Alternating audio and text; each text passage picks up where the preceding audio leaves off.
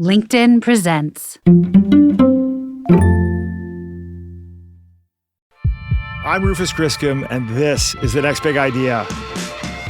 Today, Bill Gates on AI, the path to superintelligence, and what it means for all of us.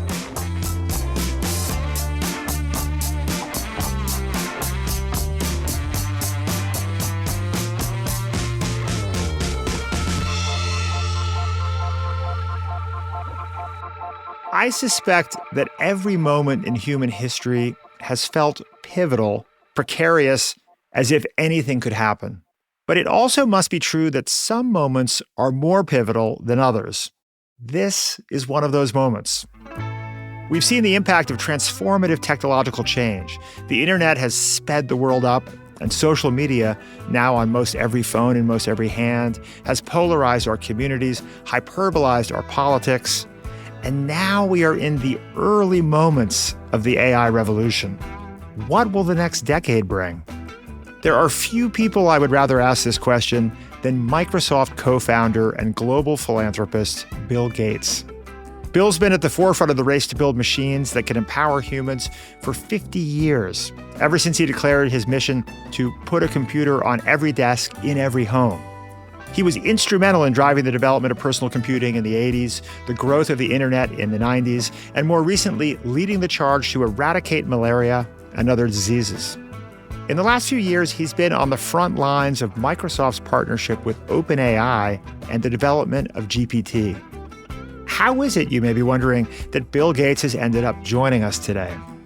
Well, for the last few months, I've been reading a book that's being published serially by Harvard Business Review. It's called AI First, and it features interviews with folks like Reid Hoffman, Mustafa Suleyman, Sam Altman, and Bill, who collectively make the case that AI isn't overhyped, it's underhyped. We thought it would be interesting to not just interview the co-authors of this book, career technologist Andy Sack, an old friend of mine, and former Starbucks chief digital officer Adam Brotman, and they suggested inviting one of their most interesting interviewees, Bill Gates. And so what's Bill's take on the AI revolution? Superintelligence is coming. There's no clear way to slow it down. And the technology available today is already a game changer. This is largely a good thing. We can harness AI to solve our biggest global problems. We are likely to live in decades to come in a world of superabundance. But it will take vigilance to make sure it's the world we want for ourselves and generations to come. By the way, the format of today's show is a little different from what you're used to. First, we'll hear a conversation I had with Andy and Adam, co-authors of AI First, about how they came to write this book. Then we'll bring on Bill for a wide-ranging conversation about artificial intelligence and our collective future.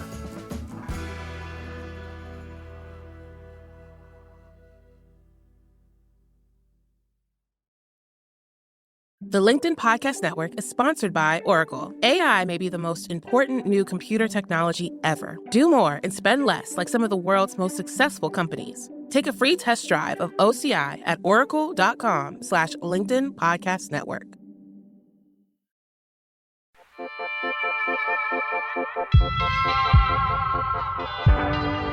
Welcome, Andy and Adam, to The Next Big Idea. Thanks for having us. Glad to be here. Happy to be here.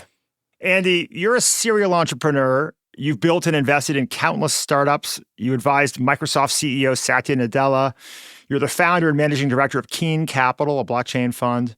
And you have the rare distinction of being an old friend of mine. And you, Adam, are no slouch. You were the first chief digital officer at Starbucks, where you led the development of their app and payment platform. Quite a good app, by the way. Thank you. Thank you. You were co-CEO of J.Crew. And now the two of you have joined forces to start a new company, Forum 3, to help companies take advantage of the power of AI. Does the world really need another consulting firm? No. But you wouldn't define Forum 3 as a consulting firm. What are you guys setting out to do? It's a great question in the sense of we provide software. We're building software. We provide services, consulting services and other services. And we're writing a book, which we're going to talk to you about, called AI First, that's being published by Harvard Business Review. But they're all related to the topic of taking advantage of AI to transform your business, transform your marketing efforts, and building your brand. And so we've actually taken to describing our Forum 3 as an AI lab, because we can't come up with a better, more descriptive term, but it's actually an appropriate term and kind of gives you a sense of how Andy and I think about the space.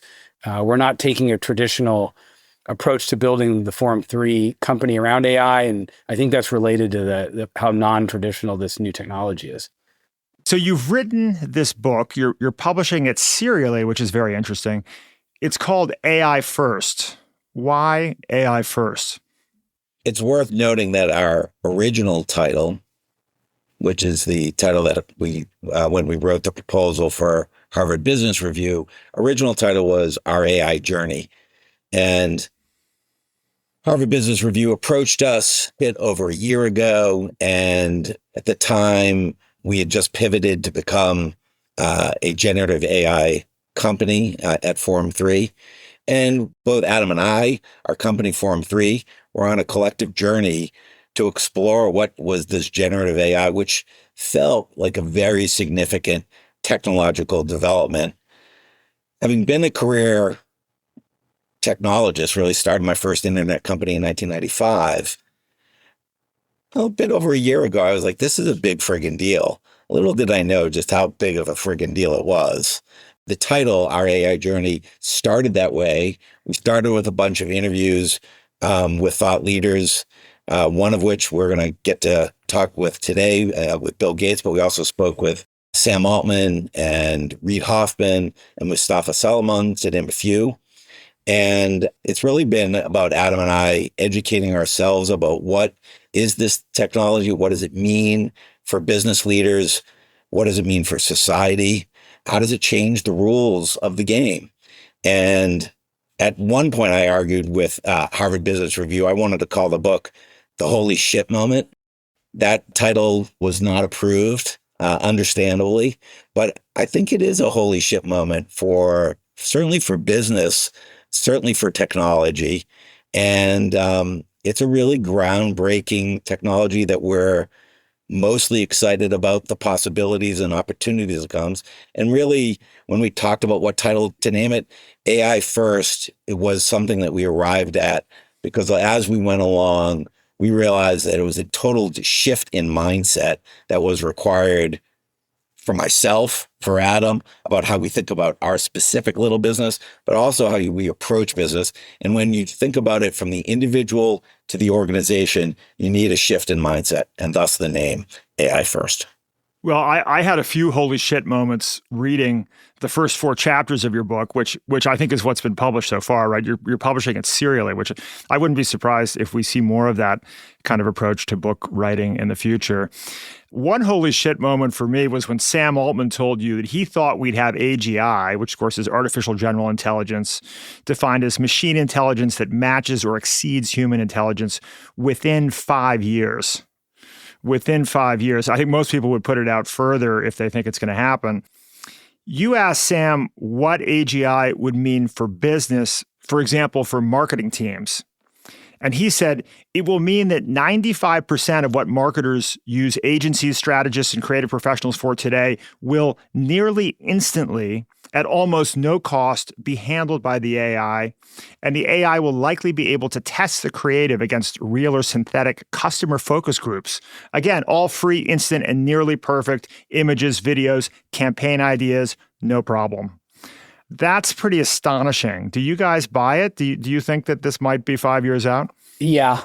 I mean, it's worth remarking that when he said that to us, we stepped outside the office and didn't talk, which is rare for Andy and I. Didn't talk for like a couple minutes. We just sat there like looking at the San Francisco scenery and taking it in, because it was both how fast this was moving and what it really meant.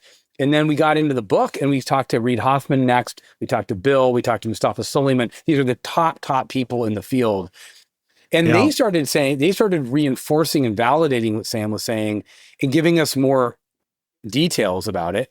So yeah, I say, well, we were holy shit, quiet, stunned, had to step aside after that Sam meeting. Now we're more like, ringing the alarm bell saying, yeah, I mean, I don't know if it's 5 years, what your definition is, but this thing is coming fast and the genie's out of the bottle for good and for bad. So you've interviewed Bill Gates, Mustafa Suleyman, Reid Hoffman, you mentioned. What surprises have you encountered along the way? The biggest surprise for me, I would say, is I don't think that people have an awareness of just how fundamental and significant of a technology shift this is and how fast it's coming. And it's now. I learned, as I talked about, it's such a significant moment and how significant it's going to change the rules of business, the game of business, what's defensible, how to approach strategy. Like you need to start to wrap one's mind around what it means because it's happening today. Certainly, many of us have a certain amount of concern and fear when it comes to thinking about this pace of tech acceleration and moving beyond the AGI inflection point. And we'll talk about that with Bill.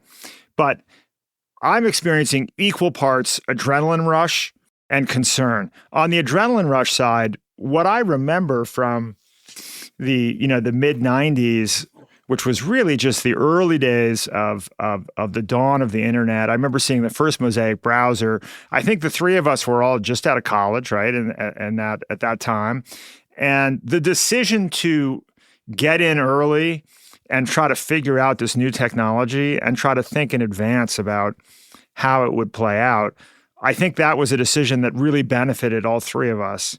When I think back on the inflection point of the advent of the smartphone, I was not thinking enough about that, right? About it. We could have sat in a room and said, you know what? You got a mobile device that's a powerful computer with a GPS unit in it. We can create Uber.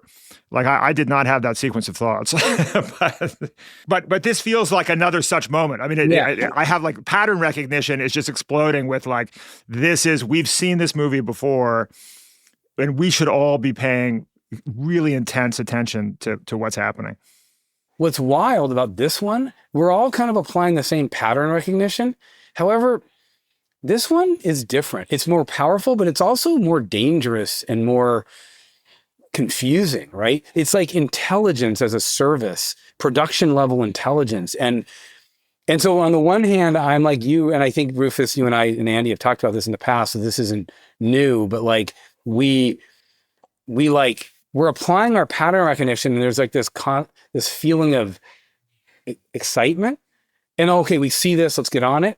But there is a feeling of apprehension as well about what it means to, oh, for sure, misinformation and jobs and maybe even worse, that goes with it. And that wasn't the same feeling we had with the other seminal, moments. That's true. So that's a key difference here. And I think it's good that we're acknowledging that. Yeah, there's a question of, back in those prior revolutions, I think I felt nothing but let's hit the accelerator. And I find myself thinking now, let's hit the brakes. And there's a separate question that Bill's uniquely suited to answer, which is, even if we thought it made sense to apply a braking mechanism to this process, is there any effective way to do that, given the global nature of this process, and given that we're not all a bunch of friends, all the entities building these technologies? So I think that'll be an interesting thing to get Bill's take on. You couldn't ask a better person a more like perfect question for him to answer. So like I'm excited to hear what he says. Coming up after the break, we'll hear from Bill, and what he has to say may surprise you. This technology, in terms of its capability, will reach superhuman levels. We'll be right back.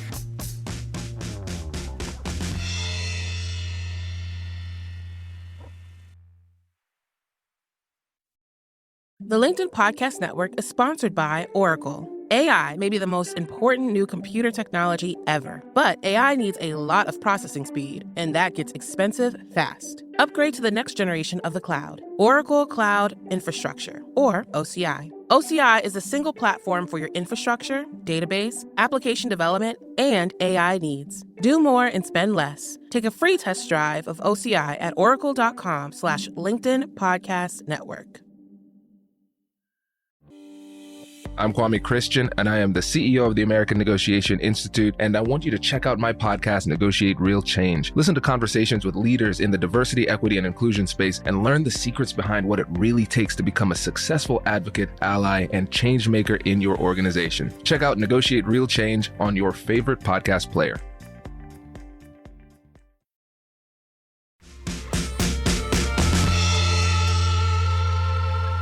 Bill, Andy says you win about as frequently as he wins on the pickleball court. Does that sound right to you? Pretty equal, yeah. Hey, Bill. Hi. Bill Gates, welcome to the next big idea. Thank you. Bill, Andy and Adam and I were just talking about the digital transformations we've seen in our own lives in the last 40 years. And you haven't just seen these transformations, you've played an instrumental role in moving them forward. You've said that the demo you saw last September of GPT-4 was mind-blowing. Was it more mind-blowing than the first demo of the graphical user interface that you saw at Xerox PARC in 1980? I'd say yes. I mean, I'd seen graphical interface prior to the Xerox PARC stuff, and that was an embodiment that helped motivate a lot of what Apple and Microsoft did with personal computing in the decade after that. But compared to unlocking a new type of intelligence that can read and write, graphics interface is clearly less impactful, which is saying a lot. Well, I was interested to learn that AI is not a new interest of yours. You were intrigued as a student way back in the 70s, and I gather you wrote, I think, a letter to your parents and said effectively, Mom, Dad, I may miss out on the AI revolution if I start this company, which is the company that became Microsoft. The AI revolution took a little longer than maybe you might have guessed back then. Now it's happening. What interested you about AI in those early days, and is it becoming what you'd imagined back then?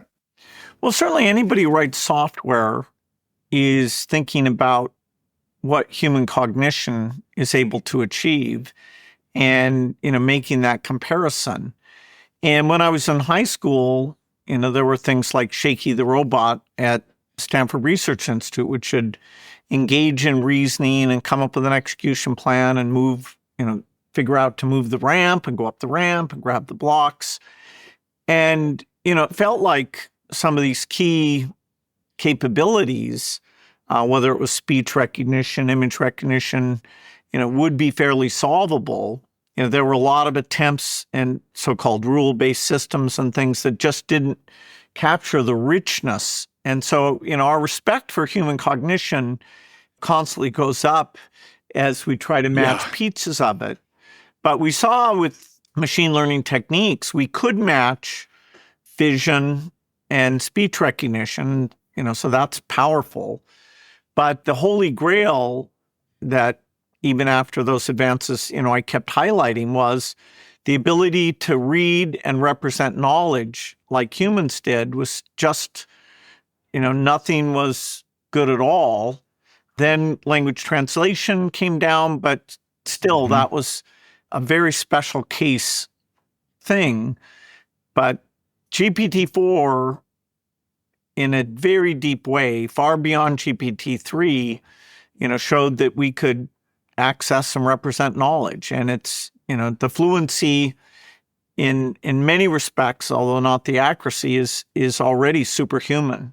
Yeah, it's just astounding. We never would have guessed that moving the chess pieces on the chessboard would be harder than becoming a better chess player than Kasparov. but it's interesting to see how what the challenges turn out to be. And as you said, that Xerox PARC demo set the agenda for Microsoft for maybe the next 15 years, right? The development of Windows and Office. And do you think that the impact of what's happening right now in AI is going to set the agenda for the next many decades and even more so? It's absolutely the most important thing going on. It'll shape humanity in a very dramatic way. It's at the same time that we have, synthetic biology and robotics being controlled by the AIs, so we have to keep in mind those other things. But the dominant change agent will be AI. In 1980, you had a light bulb moment when you famously declared, there will be a computer in every home, on every desk. What do you think the equivalent is for AI? Do you think we'll have an AI advisor in every ear? Well, the hardware form factor doesn't matter that much, but the idea of the earbud that's both adding audio and canceling out audio and enhancing audio clearly will be a very primary form factor, just like glasses that can project sort of arbitrary video into your visual field will be the embodiment of how you're interacting. But the personal agent, that I've been writing about for decades, that's superior to a human assistant in that it's tracking and reading all the things that you wanted to read and, just there to help you and understands the context enough that silly things like you don't trust software today to even order your email messages. It's in a stupid, dumb, time-ordered form because the contextual understanding of, okay, what am I about to do next? What's the nature of the task that these messages relate to?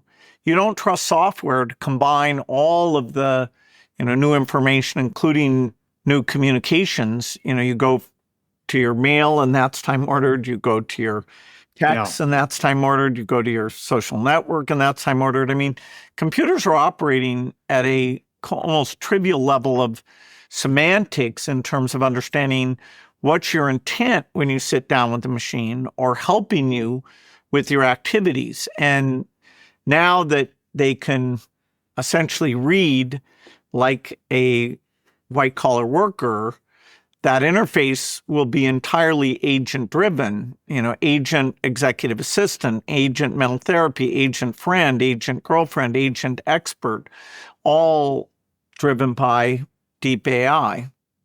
And it seems like it will be useful in proportion to how much it knows about us.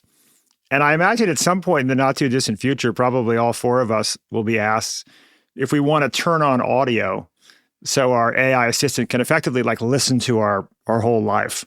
And I would think that there'll be benefits to do that because we'll get good counsel, good advice. Do you think that's true? And do you think, will you turn it on when invited to turn on the audio? Well, computers today see every email message that I write, and certainly digital channels are seeing all my online meetings and phone calls. So you're already disclosing into digital systems a lot about yourself. And so, yes, the value added of the agent in terms of summarize that meeting or help me with those follow-ups, be phenomenal. And the agent will have different modes in terms of which of your information it's able to operate with. So there will be partitions that you have, but for your essentially executive assistant agent, you won't exclude much at all from that partition.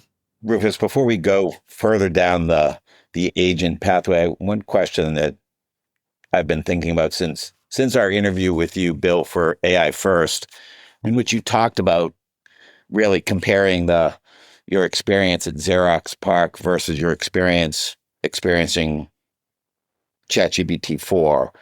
I think you're in the most unique position. There are probably a couple of other people that I could think of, but you're in the most unique position to have the set of understanding of computer technology as well as building business and how computers affect human beings.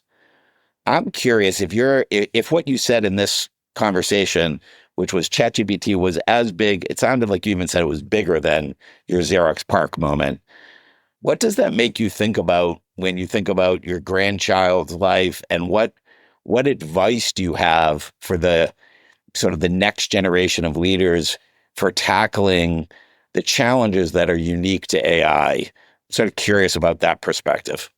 There's certainly novel problems in that other technologies develop slower and the upper bound of their capabilities is pretty identifiable. This technology, in terms of its capability, will reach superhuman levels. We're not there today if you put in the reliability constraint. A lot of the new work is adding a level of metacognition that, done properly, will solve the erratic nature of the genius that is easily available today in the white-collar realm and over time in the blue-collar realm as well. So yes, this is a huge milestone that some of those past things are helpful to, but it's novel enough that nobody's faced the policy issues, which are mostly of a very positive nature in terms of white-collar labor productivity. What's the thing that excites you the most about the invention? Well, all these shortages, there's no organization that faces white-collar shortage as much as the Gates Foundation, where we look at health in sub-Saharan Africa or other developing countries, or lack of teachers who can engage you in a deep way, ideally in your native language. And so the idea that by using the mobile phone infrastructure that continues to drive pretty significant penetration, even in very poor countries, the idea that medical advice and personal tutors can be delivered where, because it's meeting you in your language and your semantics, there isn't like some big training thing that's taking place there. You just pick up your phone and listen to what it's saying. So, it's very exciting to take the tragic lack of resources that particularly people in developing countries have to deal with. You've been working for 20 years on the Gates Foundation and really tackling these issues of global healthcare, education, climate change. Do you think that AI will be an accelerant that will make it possible to accomplish in 5 or 10 years what it took the last 20 years to accomplish? Or how meaningful do you think the acceleration is likely to be in these areas? Well, the very tough problems of some, diseases that we don't have great tools for, the AI will help a lot. The last 20 years, was pretty miraculous in that we cut childhood death in half from 10 million a year to 5 million a year. That was largely by getting tools like certain vaccines to be cheaper and making sure they were getting to all the world's children. And so that was kind of low-hanging fruit. And now we have, tougher issues. But with the AIs, the upstream discovery part of, okay, why do kids get malnourished? Or, why has it been so hard to make an HIV vaccine? Yes, we can be, way more optimistic about those huge breakthroughs. AI will help us with every aspect of these things, the advice, the delivery, the diagnosis. The scientific discovery piece is, moving ahead at a pretty incredible clip. And the Gates Foundation's very involved in funding quite a bit of that. Yeah, we had your friend Saul Khan on the show recently, and got the chance to spend a bunch of time with Conmigo, and I was just astonished by what that can do. I know you were recently in New Jersey visiting schools that are implementing Khan Academy's new programs, and that's pretty exciting. This idea that improving education at scale for billions of people, the impact of that is pretty hard to measure. Yeah, Saul's book is, doesn't say, okay, what world are we educating kids for? It's just if all AI was available in education, that's pretty miraculous. Because you have the other things shifting at the same time, it's, a little more confusing. But, that realm where he says, okay, what if it was just an education? is incredibly positive. Yeah, well, that gets to the personal part of your, I think you have a new granddaughter. I know Adam has a 7-year-old. And when we think of this question of like, what does it look like? I mean, fantastic that our kids will have an Aristotle level private tutor to help, further accelerate their educational process. But there is the question of like, what will they need to know to be effective in the world? And my kids and Andy's kids are a little older, but I know, Adam, you've got a younger daughter, and Bill, you've got a new granddaughter. It's interesting because, Bill, I wanted to come at this from a slightly different direction, but since you brought it up, she's able to really, she watches me use whisper mode on ChatGPT. She's, seen me live in an AI world, and it's fascinating to watch her be very comfortable with a voice interface. Especially at her age, it's actually easier for her to do voice interface than, she's still learning how to spell. I mean, she just figured out how to read. So I thought that was an interesting, I'll call it, look into, how much of this can be not just natural language chat, but even voice chat versus point and click. But Bill, I was going to ask you something about the direction, maybe come at this from a slightly different direction, which is, what do you think about this debate? There's a little bit of a debate going on. Maybe that's too strong of a word, about whether or not the fact that all these frontier or foundation models have sort of clustered at their benchmarks around ChatGPT 4. And there's some people that are on the side that, we're plateauing or something like that. But most of the smartest researchers I follow tend to still stay with the fact that the scaling laws are going to continue to apply for at least the next couple of years. I'd love to get your take on A, where do you come out on that discussion? And B, do you find yourself rooting for it to plateau, or are you like emotionally agnostic because of some of the concerns around the technology? Well, the big frontier is not so much scaling. We have probably 2 more turns of the crank on scaling, where by accessing video data and getting very good at synthetic data, that we can scale up probably, 2 more times.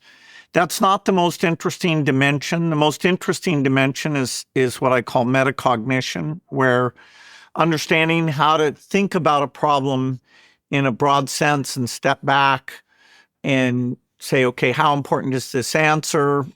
How could I check my answer? What external tools would help me with this? The overall cognitive strategy is so trivial today that, it's just generating through constant computation each token in sequence. And it's mind-blowing that works at all. It does not step back like a human and think, okay, I'm going to write this paper and here's what I want to cover. I'll put some facts in. Here's what I want to do for the summary. And so you see this limitation when you have a problem like various math things, like a Sudoku puzzle, where just generating that upper left-hand thing first causes it to be wrong on anything above a certain complexity. So we're going to get the scaling benefits, but at the same time, the various actions to change the underlying reasoning algorithm from the trivial that we have today to more human-like metacognition, that's the big frontier. It's a little hard to predict how quickly that'll happen. I've seen that we will make progress on that next year, but we won't completely solve it for some time after that. So your genius will get to be more predictable. Now, in certain domains, confined domains, we are getting to the point of being able to show extreme accuracy on some of the math or even some of the health type domains. But the open-ended thing will require general breakthroughs on metacognition. And do you think that metacognition will involve building in a looping mechanism so the AI develops an ability to ruminate as we Homo sapiens do? And I've heard some people like Max Tegmark suggest that could be part of what makes us conscious, is this ability to have conversations with ourselves.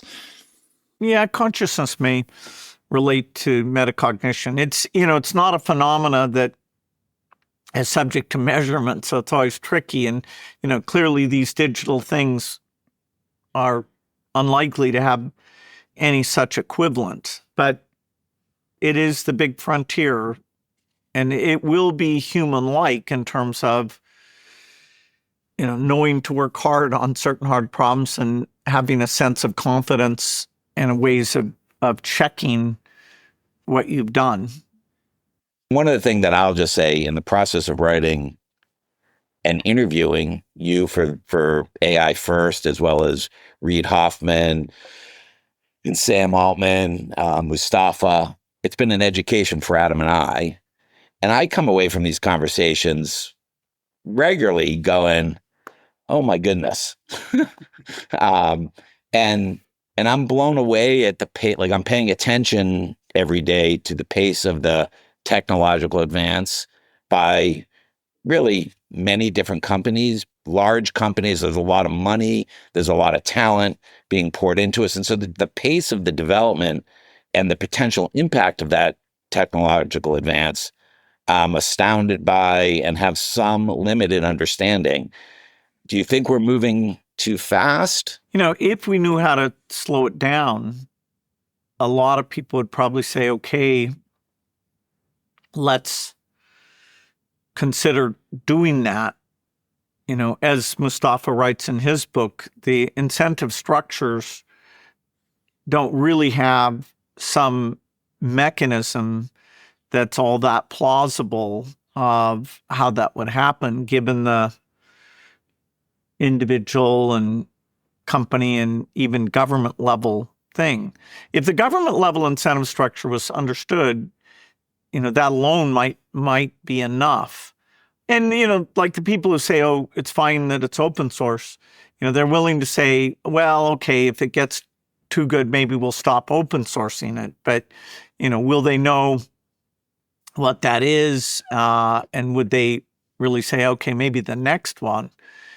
So you pretty quickly go to, let's not let people with malintent benefit from having a better AI than, the sort of defense, good intent side of, cyber defense or war defense or bioterror defense. You're not going to completely put the genie back in the bottle. And yet that means that, somebody with negative intent will be empowered in a new way. So perhaps not a good idea for the most sophisticated AI models to be open source, in your judgment, given this global environment. Yeah, and people sort of cede that point in principle, but then when you try to get to say, okay, specifically, where would you apply that, it gets a bit less clear.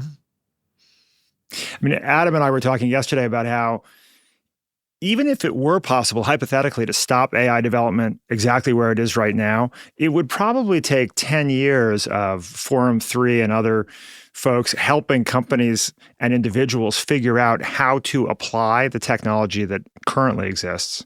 I'm not sure about that because, it's pretty clear, I want to make an image. Okay, what do I have to learn? I have to learn English. This is the software meeting us, not us meeting the software. So it's not like there's some new menu, file, edit, window, help, and you got to learn that. You have to type the formula into the cell. This is you saying, I wish I could do data analysis to see which of these, products is responsible for the slowdown. And it understands exactly what you're saying. So the idea that there's an impedance of adoption, it's not the normal thing. Yes, company processes that are very used to doing things the old way will have to adjust. But if you look at telesupport, telesales, data analytics, give somebody a week of watching an advanced user and, say no manual of any kind, just learn by example of how the stuff is being used. The uptake, assuming there's no limit in terms of the, server capacity that connects these things up, which I don't expect, certainly in rich countries, there'll be a gigantic limitation there. And you're talking about an adoption rate that won't be overnight, but it won't be like, 10 years. Like take human translation. The idea that a free product provides arbitrary audio and text human translation. I mean, that was a holy grail of, oh my God, if you ever had a company that could do that, it would collect tens of billions in revenue and, solve the Tower of Babel. Yeah. And here, kind of a small AI company is providing that as an afterthought free feature. Right. It's pretty wild. And you say, well, how are people going to adapt to free translation? I don't think it's going to take them that long to know, hey, I want to know what that guy was saying. And yes, the quality of that a year from now and the coverage of say, all African languages will get completed. The foundation's making sure that even obscure languages that are not written languages, that we're in partnership with others gathering the data for those. The Indian government's doing that for Indian languages. So I don't think saying, hey, calm down, it takes a long time to figure out, how to utter the description of the birthday card you want, and so it'll take, 10 years for the lagging people to switch their behavior. Well, we see, I think Sam Altman said on your podcast, Unconfuse Me, which I enjoy, that they're seeing a productivity improvement of up to 300%, I think, among their developers. And in other sectors, I think we've seen reports of, 25, 50% increases in productivity. Just getting that, the great Gibson line, the future is here, it's just not evenly distributed. It does feel like getting all companies to fully benefit from that level of productivity enhancement, it certainly will be a process of some kind. I was interested in your comment in the first chapter of AI First, which is about productivity. You said, productivity isn't a mere measure of output per hour. It's about enhancing the quality and creativity of our achievements. What do you mean by that? Well, whenever you have a productivity increase, you can take your X% increase and increase the quantity of the output. You can improve the quality of the output, or you can reduce the human labor hours that goes in input. And so you always take those three things.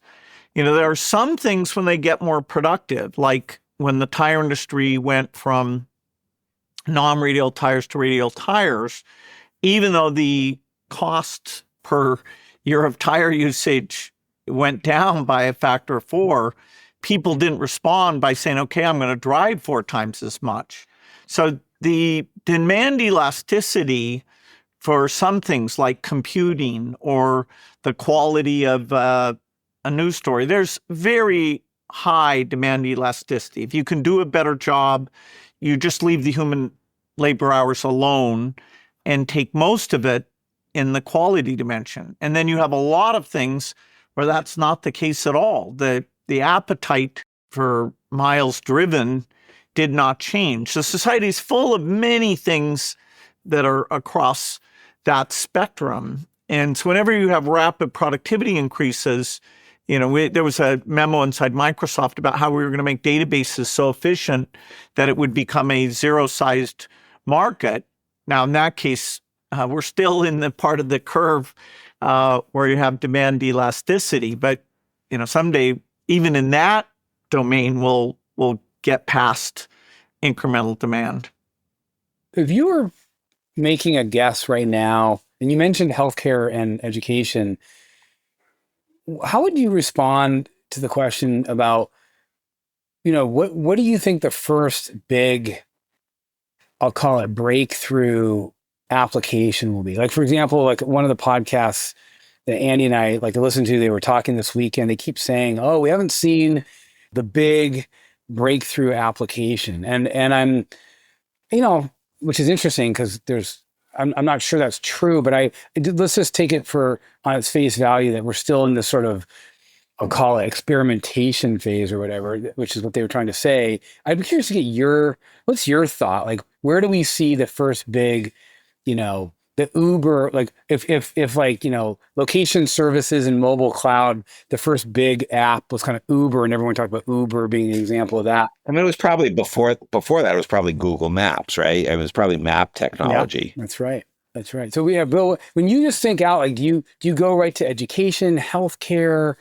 Where does your head go when you think, oh, I'll bet you the first big breakthrough app, consumer app, or even industrial app will be what? Well, I guess the naysayers are pretty creative to be able to say I know that something gigantic hasn't happened. I mean, I agree. they don't think, summarizing meetings or, doing translation or making programmers more productive. I mean, That's right. It's mind-blowing. This is white-collar capability with a footnote that in many open-ended scenarios, it's not as reliable as humans are. You can hire humans and they can go haywire. And so you have some monitoring, but that, these things, if put into new territory, are, somewhat less predictable, as there's some domains where we can bound what goes on, like support calls or telesales calls, where you're not pushing off the edge at all.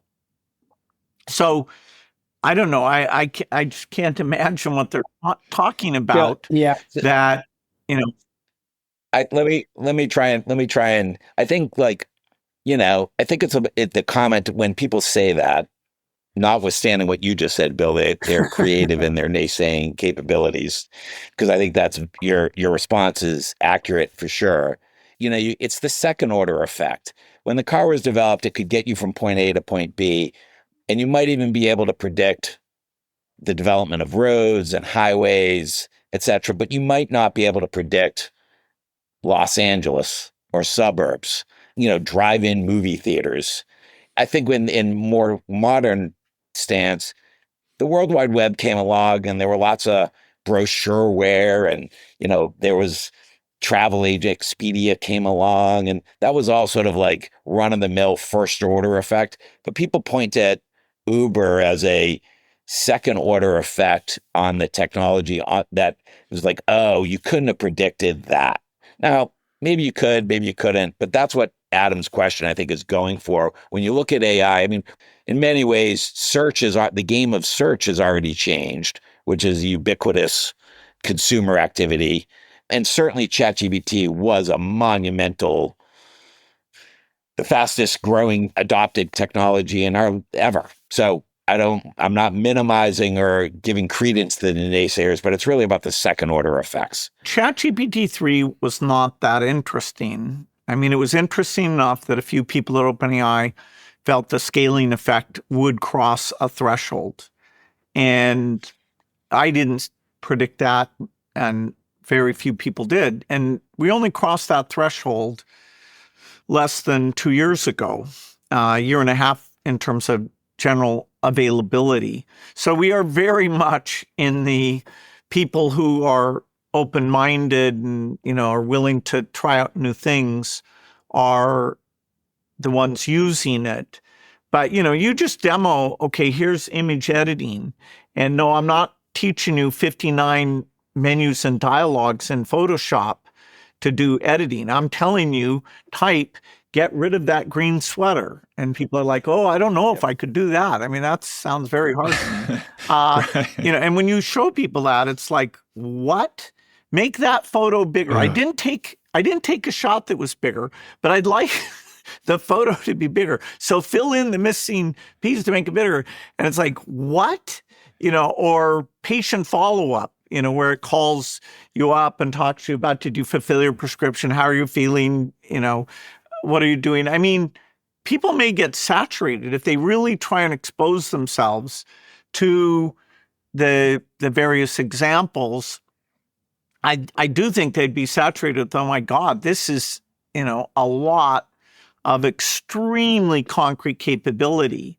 And, then you think, okay, when I call up to ask about my taxes, when I want my medical bill explained, that white collar worker is almost free type mentality is the best way to kind of predict what this thing suffuses to, even though I fully admit there's a footnote there that it's in some ways still a little bit of a crazy white-collar worker. But, that we're going to get rid of that footnote over a period of years. I know one of those crazy white-collar workers who's a CEO of a company that's growing very quickly, who asked his top salespeople, what takes you the most time during this day? And they said, drafting follow-up emails following sales calls. And he created an instance of GPT to, pulled in all their best practices, best communications, automatically transcribes every phone call and automatically generates the follow-up email. And he's laying off half of his sales team so that the best half of his sales team can now work twice as efficiently. So there we have both a success story in the sense that it's a highly efficient and wildly impressive implementation of the technology. But for the other half of the sales team, it's not quite as exciting unless they can use new AI technologies to build a competing company or to do something else, which I guess, gets to this broader question of to what extent do we think this empowers the little guy versus the big guy? I mean, we're seeing that there are just a few big companies seem to be the dominant players in the development of the technology. But on the other hand, it does seem that everyone has access to GPT-4 Omni now for free. So there's also an equalizing element. Well, it's important to distinguish two parts of economic activity. One is the economic activity building AI products, and both base level AI products and then vertical AI products. And we can say for sure that the barriers to entry are uniquely low, in that we're in this mania period where, somebody literally raised $6 billion in cash for a company, and many others raised hundreds of millions. And, so the idea that there's never been as much capital going into a new category, you could even say a new mania category. I mean, this makes the internet or the early auto industry mania look, quite small in terms of the percentage of IQ and the valuations, that come out of this. I mean, there was no company before the turn of the century that had ever been worth $1 trillion. Here we have one chip company who doesn't make chips. It's a chip design company right. That in 6 months adds $1 trillion of value. And so the dynamics within the AI space is both hyper-competitive, but with lots of entry. And yes, Google and Microsoft have the most capital, but that's not really stopping people either in the base capabilities or in those verticals. Once you leave the AI tools domain, which, as big as it is a modest part of the global economy, how that gets applied to, okay, I'm a small hospital chain versus a big hospital chain. Now when I have these tools, does that level the playing field or not? You would hope that it would, and that you can offer for the same price or less a far better level of service. All of these things are in the furtherance of getting the value down to the customer and, figuring out early in an industry where the barriers are so that some of the improvements stick with companies versus perfect competition where it all goes to the end users. That's very hard, to think through, like picks and shovels is saying, okay, look to the side industries, as well as to the primary industry. Savings and loans did better than home builders because there was a more scarce capability there that, a few did better than others.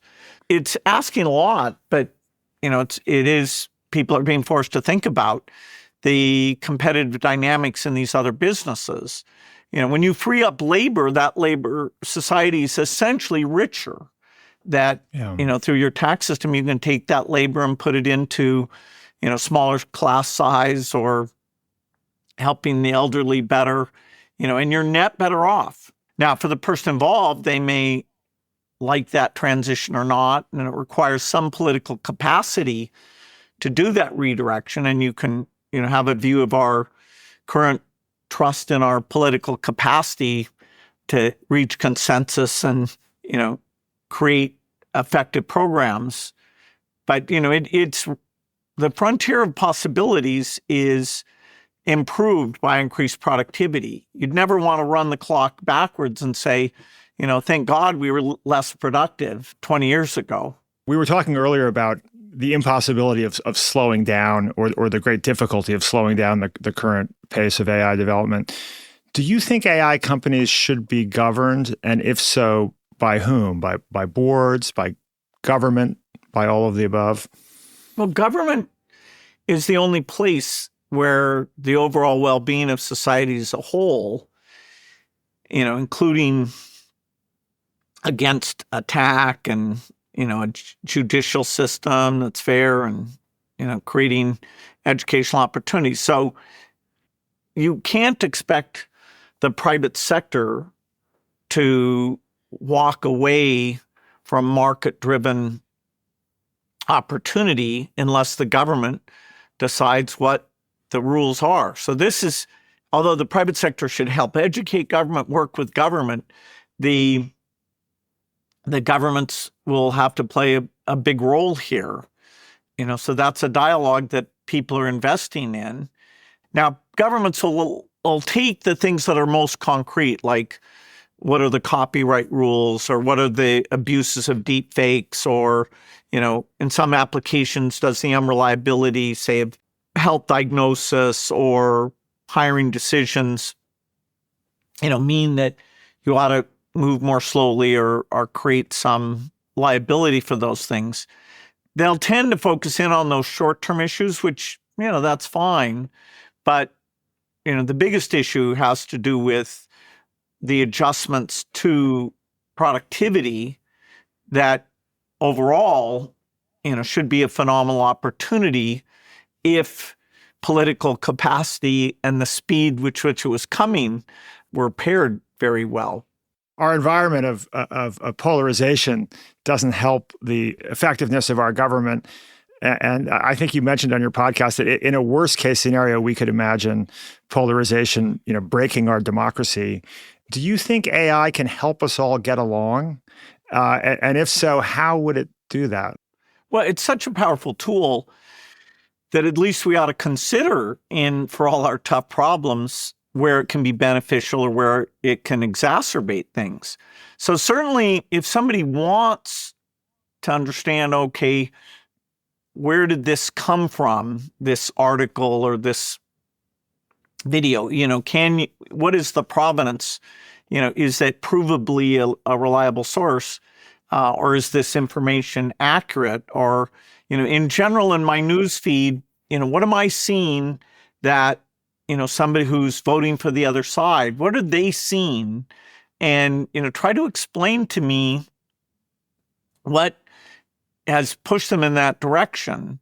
You'd hope that, sort of again, going back to the paradigm of white collar capability being almost free, that, well-intended people who want to bridge those misunderstandings would have the tools of AI to highlight misinformation for them or highlight bias for them, or help them be in the mindset and understand, okay, how do we bridge the different views of the world that we have?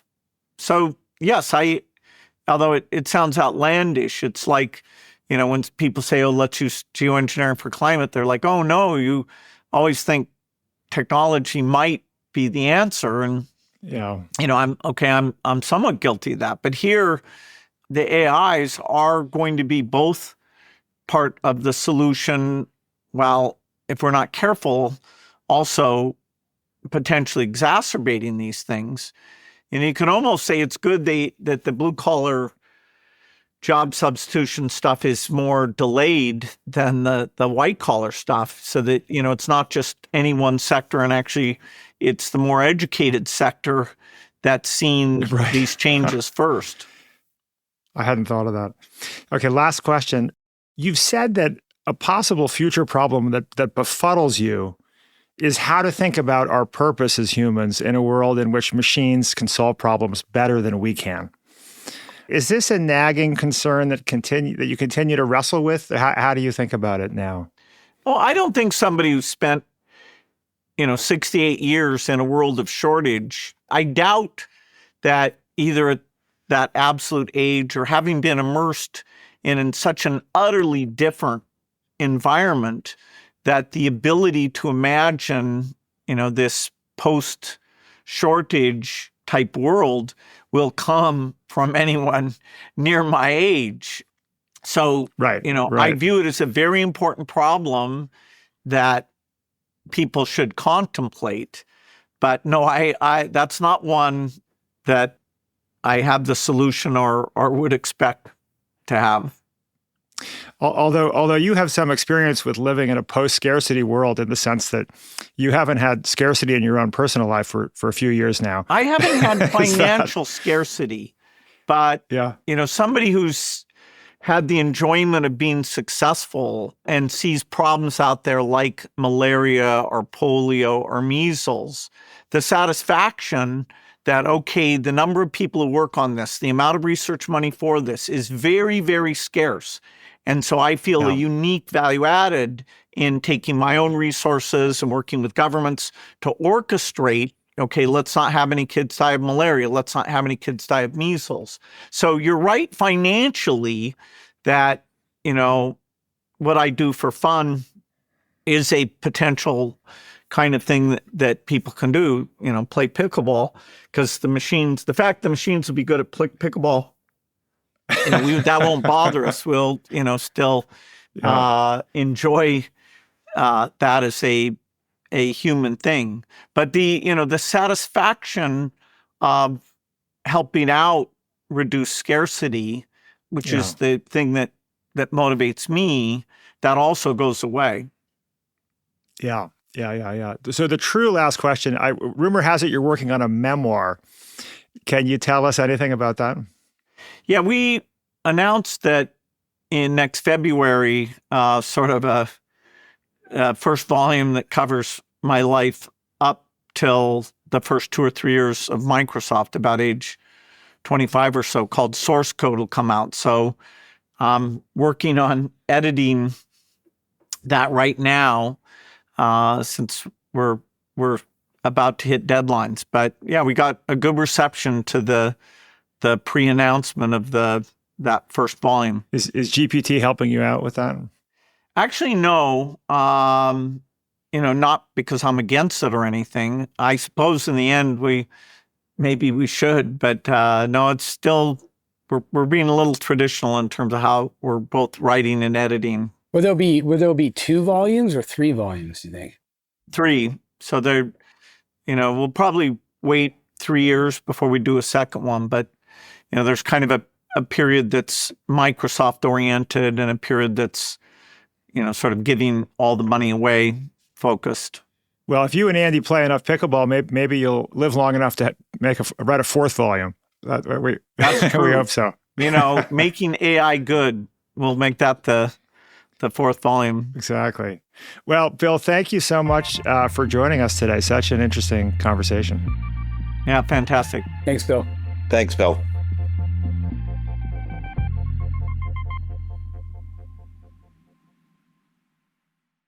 John Lennon said, "Count your age by friends, not years." I've always liked this quote, and I've tried to apply it. Always be building new friendships, expanding communities. And I've tried to apply the same approach to the process of learning. Always be learning, ingesting new ideas, testing my assumptions. But where can you find a flow of the best new ideas vetted by experts? There is so much noise out there. I'm so glad you asked. This is why we started the Next Big Idea Club. We've partnered with hundreds of the world's leading nonfiction authors to create audio summaries of their books. We call these summaries Book Bites, and our app features a new one every single day. You can listen to a book bite in 12 minutes or read it in 5. There's no other place on the planet where you can listen to book summaries created by authors themselves. And that's not all we have waiting for you when you download the Next Big Idea app. We also have video and audio masterclasses, ad-free versions of this podcast, new original audiobooks, and tons of other member benefits. So what are you waiting for? Open your app store, search for the Next Big Idea. There is no better way to get smart fast. Download the Next Big Idea app right now.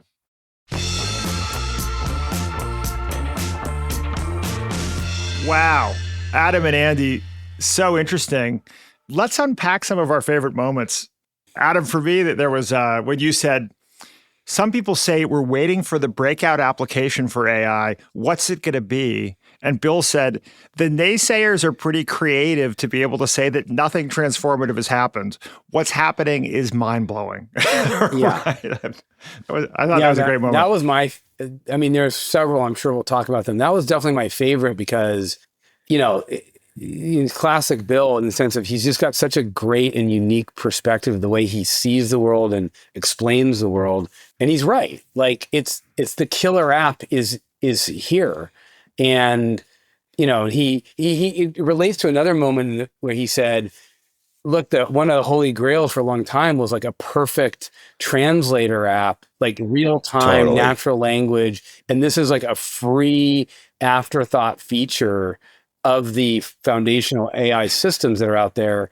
And so his comment about, which I agree with, about, it's kind of interesting that people are saying that there's, we're still waiting for the Uber of AI. And yet, this white collar intelligence as a service at production level is available. And he pointed out, he goes, it's still got issues and it hallucinates and it has problems and whatever. But as it is today, it is quite the killer app.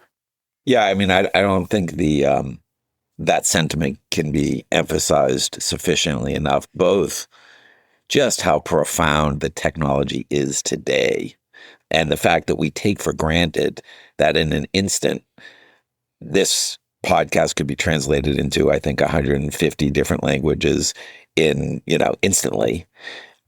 We just, both the taking for granted of that technological leap forward, as well as all the plethora of other capability set where it exists today, and that we're both looking for and sort of scoffing at the expectation of the next consumer app, like Uber.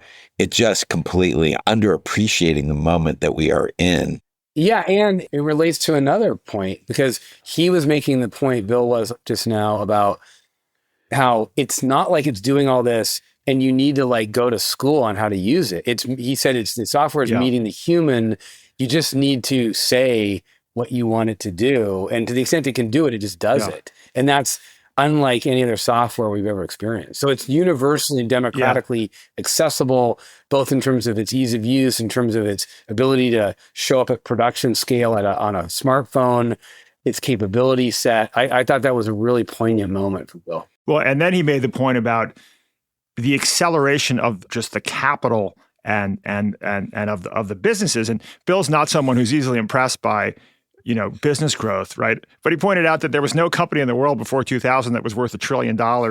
We just had one chip design company add $1 trillion of value in 6 months, obviously referring to NVIDIA, right? Someone just raised $6 billion for an AI company. I think he was referring to Elon Musk, right? But clearly, Bill Gates himself is kind of wide-eyed about the pace of this of investment and acceleration of business value. Yeah.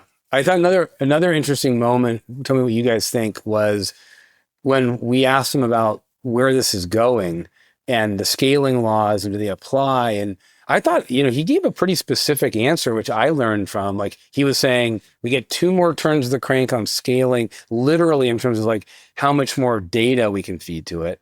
And my guess is we get quite a few more turns of the crank when it comes to compute. And we'll see how much of the scaling relates to compute versus data. But his point was it's not about that as much as it's about metacognition, I think was the word he used. And this idea of how do you get the systems to think deeper and do level 2 thinking, et cetera. That was a great answer. And I thought it was a new way, I don't know about you guys, of thinking about the scaling laws and the progress these are making. Yeah. No, I mean, what's astonishing is we have this kind of, GPT-4 omni level intelligence when the systems are really highly inefficient, as I understand it. And we're in the process of building in much more intentional and efficient storage of information and ways of thinking. And then of course, I have a geeky obsession with human consciousness and the question of whether it may become possible to build some version of consciousness on silicon. So I was pretty interested in his comment that, metacognition is the next capability we need to build into AI. And yes, consciousness may be related to metacognition. He did say computers are unlikely to mirror humans in this way of being conscious, but unlikely doesn't mean it won't happen. What was his point, which was he was being humorous, I think, that thank goodness it's the white knowledge workers that it's coming for. What was his point when at that juncture? I took it to mean, because we were talking about like the societal implications and the inference, he didn't say this, was things like, are we going to need universal basic income? And what happens if you're displaced from your current job or need to be retrained into a new job? I think his point was that white collar workers I think he literally said, tend to be more college educated and therefore, in theory, are probably more malleable to being retrained into another white collar job to learn how to use these systems. Whereas, as opposed to, I think he was saying, and I don't know this to be true, that it may be harder to retrain a blue collar job than a white collar job. But I think that was his point, whether it's true or not. I took it as a, maybe there's more of a safety net for white collar workers, that kind of stuff. Well, and if you think of how destabilizing it would be for society to suddenly have, every truck and taxi driver in the world out of a job, and I mean that's what we all thought was going to happen 10 years ago, right? And it was a great kind of nuance that I had not thought about, that actually it's good for social stability that we're going to have a whole bunch of attorneys, and other people who are losing their jobs. And you know what? They're going to be okay, right? Yeah, they're probably more. I mean, that's true. I hadn't thought of it because Bill does such a good job of thinking macro, to his point about the work he's done to save, child mortality and all that kind of stuff. But white collar workers and college educated people, I'm guessing statistically, I don't know this, probably are more likely to have a higher percentage of home equity ownership, of a 401k. I don't know that, but I'll bet you there's more of a safety net in general that has been built up under that group. So yeah, I think that was his point, Andy, that and it's weird. Remember, Sam Altman mentioned that to us when we met with him. He actually said to Andy and I don't know if it made its way into the book, but I'll give you kind of behind the scenes. He said, I thought the thing that would be worst at would be creative thinking, creativity. Right. He thought it would be. Yes. So he wasn't talking about white collar versus blue collar, but it's similar. He was saying, I thought it would come after, it would be better at I'll call it rote summarization and data analysis. And he was shocked at how creative it could be. It could produce, the diffusion models can produce an image, can produce a video, but it can be creative in its thinking and its strategic thinking, which is why we write about and we really emphasize to our business clients, you really need to be inviting AI to the table all the time, because people don't think of it as a creative tool and creative thinking and helping you come up with, solutions to your thorny problems as a white collar worker. And it's actually quite good at that. Adam Grant made the point, I think it was in his book Originals, that creative success is highly correlated with the quantity of ideas that are generated. So you look at Picasso, the quantity of drawings and paintings he generated. And, BuzzFeed famously used to generate 20 headlines, for every article, pick the best one, to created this incredible, clickbait. And it strikes me that having AI as a creative partner will make it easier for people in business to be able to generate not just one or two or three ideas for a given angle on a marketing campaign or a communication, but a dozen or several dozen. And it will still, at least for some time, be the human that's doing the critical sort of editorial selection process. You know, it's actually interesting about that point, Rufus, is that one of the things we've learned is that in the best practice of prompting, if you want to be a really good prompter, there's a couple different techniques that work really well. One of them is called chain of thought prompting, which is where you're actually making and forcing the AI to go through its steps and show its reasoning just like a human would, as opposed to just trying to skip to the answer.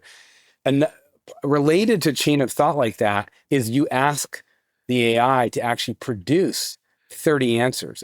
So if it's, for example, it's like a tagline, you actually tell it, I want you to produce 30. And then I want you, before you stop in your prompt answer, to rank the top 5 of the 30 you produced and tell me why. And so all of a sudden you get an answer that's so much better than if you just said, give me a tagline. Well, getting to the AI risk topic, I was interested to hear Bill say that, yes, if there was actually a way to slow down, in response to, I think it was your question, Andy, if there was a way to slow down AI development, a lot of people leading companies would probably choose to do so. I thought that was his subtle way of saying, yes, if we could slow down AI development now, that would be a good idea. He didn't say that outright, but I think that was the implication.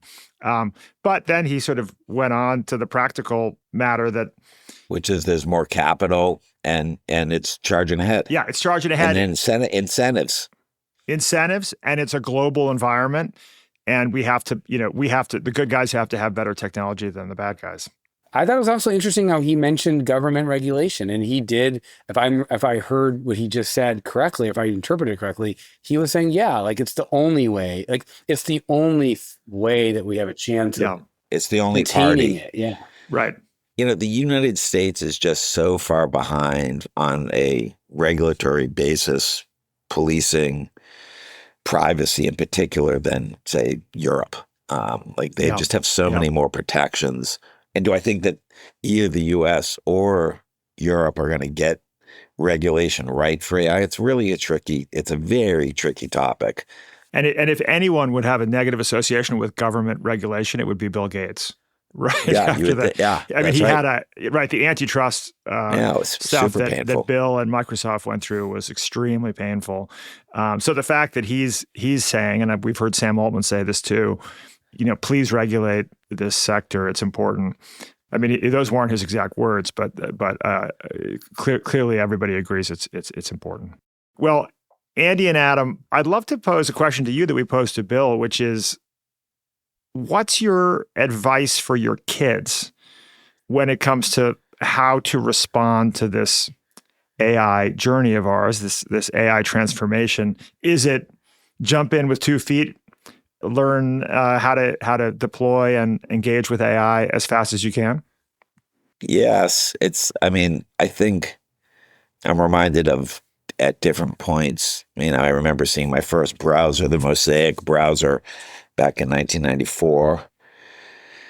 I think when it comes to technology, it's a tool. It can be really, really useful and powerful. And I've been fortunate enough to be a career technologist. I've enjoyed the career, but I think AI is as significant, if not more significant, than the browser. And so I've encouraged both my kids who are in their 20s to certainly dive in and be aware and use it for their professional and personal enjoyment and advancement. It's interesting. I would say to my daughter the same thing I would say to an adult right now, which is what AI doesn't change is the fact that you still, to be successful in life, in my opinion, need to demonstrate a growth mindset, intellectual curiosity, and most important, passion towards something. Yeah.